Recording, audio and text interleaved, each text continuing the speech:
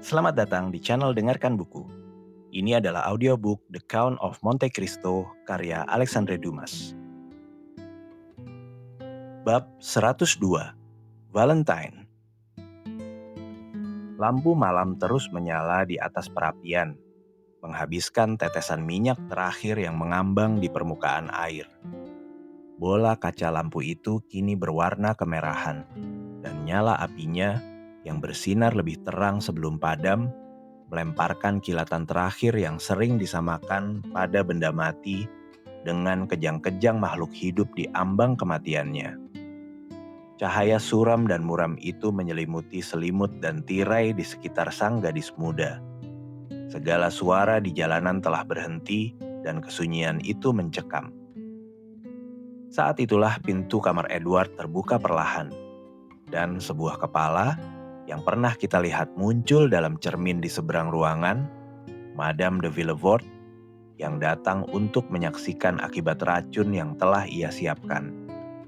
Ia berhenti di ambang pintu, mendengarkan sejenak derik lampu yang sekarat. Satu-satunya suara di ruangan yang sunyi itu. Lalu mendekati meja untuk memeriksa apakah gelas Valentine telah kosong. Masih tersisa sekitar seperempat isinya. Seperti yang telah kita sebutkan sebelumnya. Madame de Villefort pun menuangkan sisa cairan itu ke dalam abu di perapian. Mengaduknya agar cairan itu lebih cepat terserap, lalu dengan hati-hati, ia membilas gelas itu, mengelapnya dengan sapu tangannya dan meletakkannya kembali di meja. Jika ada yang melihat ruangan itu saat itu, ia pasti akan memperhatikan keraguan yang menyertai langkah Madame de Villefort saat ia mendekati ranjang dan menatap Valentine dengan pandangan tajam. Cahaya remang, kesunyian yang mendalam, serta pikiran suram yang ditimbulkan oleh waktu, dan terlebih lagi oleh suara hatinya sendiri, semua itu menyatu, melahirkan rasa takut yang mencekam. Sang pembunuh sendiri gemetar ketakutan melihat hasil perbuatannya. Akhirnya ia menguatkan diri, menarik tirai, lalu membungkuk ke atas bantal dan memandang wajah Valentine dengan penuh perhatian.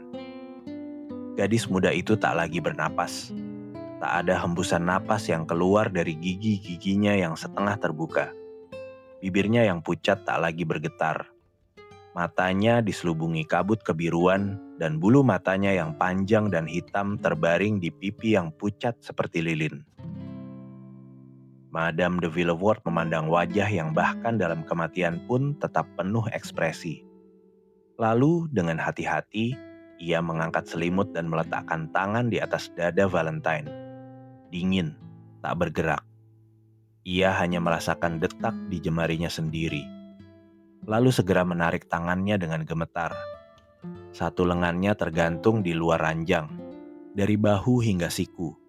Bentuknya indah seperti lengan 3 anugerah karya Germain Pilon. Namun lengan bawahnya tampak sedikit bengkok karena kejang. Dan tangannya yang halus kini kaku. Jari-jarinya terentang di atas kerangka ranjang. Kuku-kukunya pun mulai menghitam. Madame de Villefort tak ragu lagi. Semuanya telah berakhir. Ia telah menyelesaikan tindakan mengerikan terakhir yang harus dilakukannya. Tak ada lagi yang perlu dilakukan di kamar itu. Sang pembunuh pun pergi diam-diam, seolah takut mendengar langkah kakinya sendiri. Namun saat berbalik, ia masih menahan tirai itu, terpaku pada daya tarik yang tak terelakkan dari kematian. Selama kematian itu masih misterius, belum membangkitkan rasa jijik. Beberapa menit berlalu. Madame de Villefort tak mampu menjatuhkan tirai yang ia pegang seperti kain kafan di atas kepala Valentine. Ia tenggelam dalam lamunan, dan lamunan atas kejahatan adalah penyesalan. Tiba-tiba lampu itu berkedip lagi. Suara itu membuat Madame de Villefort terkejut. Ia menggigil lalu melepaskan tirai itu. Segera setelah itu, lampu pun padam, dan ruangan tenggelam dalam kegelapan yang mencekam. Saat itu, jam berdentang menandai pukul 3:30 pagi. Diliputi kegelisahan, sang pembunuh berhasil meraba pintu dan kembali ke kamarnya dalam penderitaan yang mengerikan. Kegelapan itu berlangsung 2 jam lagi, hingga perlahan cahaya dingin menyusup melalui daun jendela, hingga akhirnya menerangi benda-benda dalam ruangan. Sekitar waktu itu, batuk si perawat terdengar di tangga. Ia masuk ke kamar sambil membawa cangkir. Di mata seorang ayah atau kekasih, satu pandangan saja sudah cukup untuk menyadari kondisi Valentine. Tapi bagi pelayan sewaan ini, Valentine hanya tampak sedang tidur lelap. "Bagus," serunya, mendekati meja. Ia meminum sebagian obatnya. Gelasnya tinggal seperempat penuh. Lalu ia pergi ke perapian dan menyalakan api. Meski baru saja bangun tidur, ia tak tahan godaan melihat Valentine yang tertidur, lalu melemparkan dirinya ke kursi berlengan untuk mencuri istirahat sejenak. Suara dentang yang menunjukkan jam 8 membangunkannya.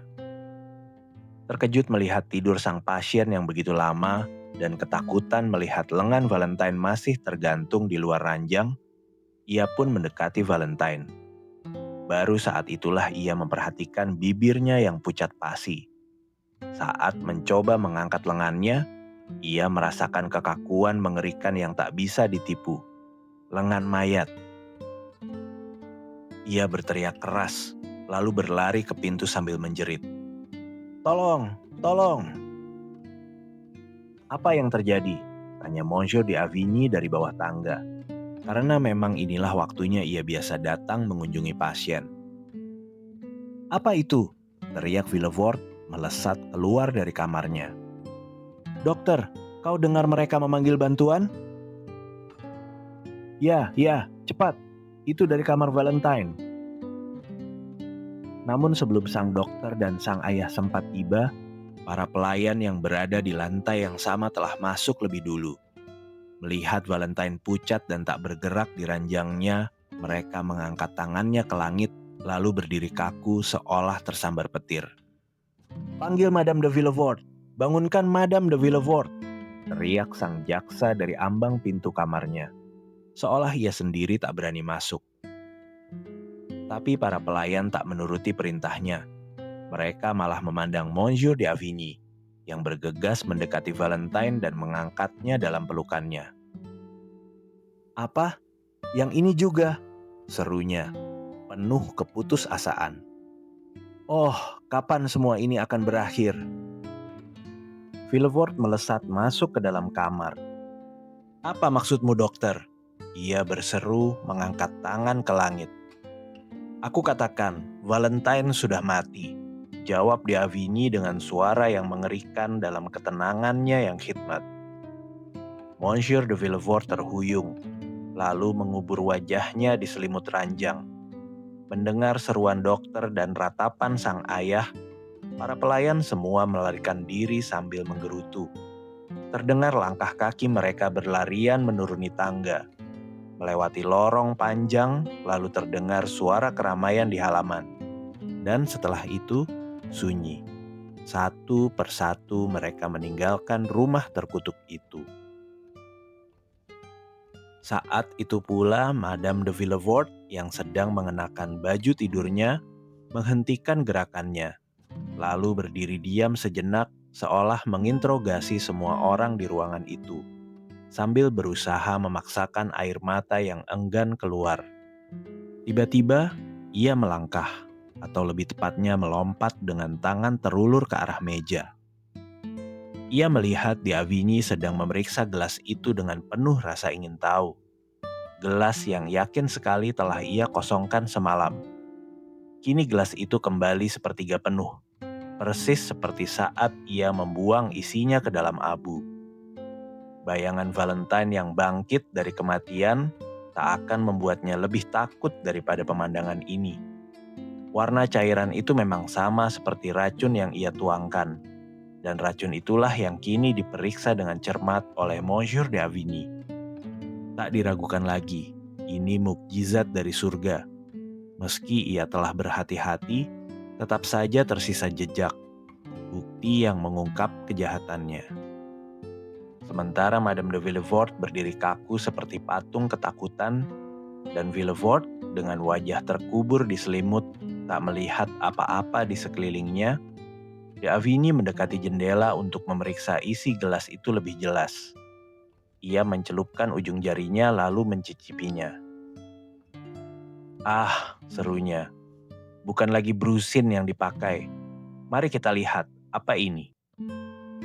Ia lalu berlari ke salah satu lemari di kamar Valentine yang telah diubah menjadi lemari obat, dan mengambil sebotol kecil asam nitrat dari kotak peraknya. Beberapa tetes ia tuangkan ke dalam cairan itu, dan seketika cairan itu berubah menjadi merah darah. "Ah," seru De Avigny. Suaranya mencerminkan campuran ngeri seorang hakim yang akan mengungkap kebenaran dan kegembiraan seorang ilmuwan yang menemukan rahasia. Madame de Villefort limbung, matanya menyala, lalu berkabut. Ia terhuyung ke arah pintu dan menghilang. Sesaat kemudian terdengar suara berat yang jatuh ke lantai dari kejauhan, tapi tak seorang pun memperhatikannya. Si perawat tenggelam dalam pengamatan analisis kimia itu, dan Villefort masih tenggelam dalam duka. Hanya Monsieur de Avigny yang mengikuti kepergian Madame de Villefort dengan matanya, dan melihatnya kabur tergesa-gesa. Ia mengangkat korden yang menutupi pintu kamar Edward, lalu pandangannya menjangkau hingga ke kamar Madame de Villefort, di mana ia melihatnya terbaring diam di lantai.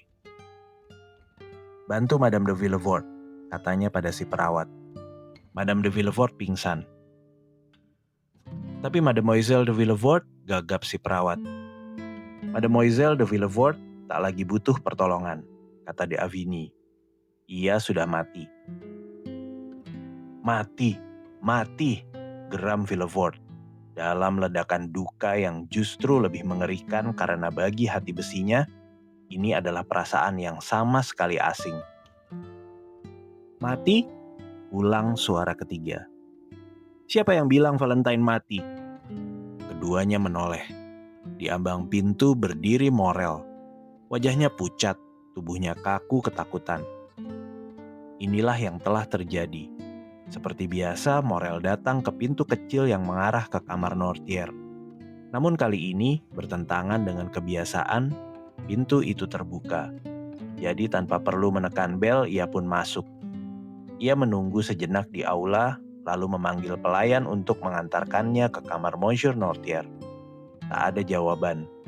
Para pelayan, sebagaimana kita tahu, telah meninggalkan rumah itu. Morel tak punya alasan khusus untuk cemas. Monte Cristo telah berjanji padanya bahwa Valentine akan hidup.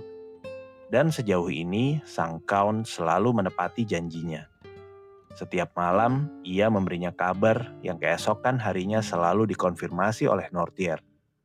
Namun keheningan yang luar biasa ini terasa aneh baginya. Ia memanggil untuk kedua dan ketiga kalinya. Masih tak ada jawaban. Maka ia pun memutuskan naik sendiri. Kamar Nortier terbuka, seperti semua kamar lainnya. Hal pertama yang dilihatnya adalah sang kakek tua duduk di kursinya yang biasa. Tapi matanya penuh kecemasan, yang diperkuat oleh wajahnya yang pucat pasi. "Bagaimana keadaanmu, Tuan?" tanya Morel. Jantungnya sesak. "Baik," jawab si tua dengan menutup matanya.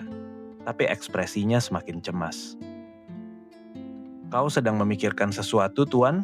lanjut Morel. "Kau butuh sesuatu. Haruskah aku memanggil pelayan?" "Ya," jawab Nortier. Morel menarik bel. Hampir putus talinya. Tapi tak seorang pun datang. Ia menoleh ke Nortier. Wajah sang kakek kini semakin pucat, penuh penderitaan. "Oh," seru Morel. "Mengapa mereka tak datang? Apakah ada yang sakit di rumah ini?" Mata Nortier seolah hendak melompat dari pelupuknya. "Apa yang terjadi? Kau membuatku takut. Valentine?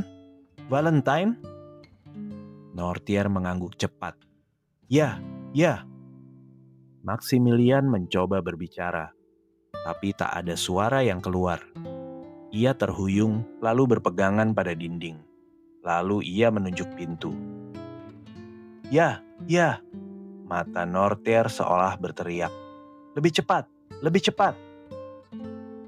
Maximilian melesat menaiki tangga kecil itu. Dalam sekejap ia melewati beberapa kamar, hingga akhirnya tiba di kamar Valentine. Tak perlu ia mendorong pintu. Pintu itu terbuka lebar. Satu-satunya suara yang terdengar hanyalah isak tangis. Ia melihat, seakan dalam kabut, sosok hitam berlutut, tenggelam dalam tumpukan kain putih yang kacau.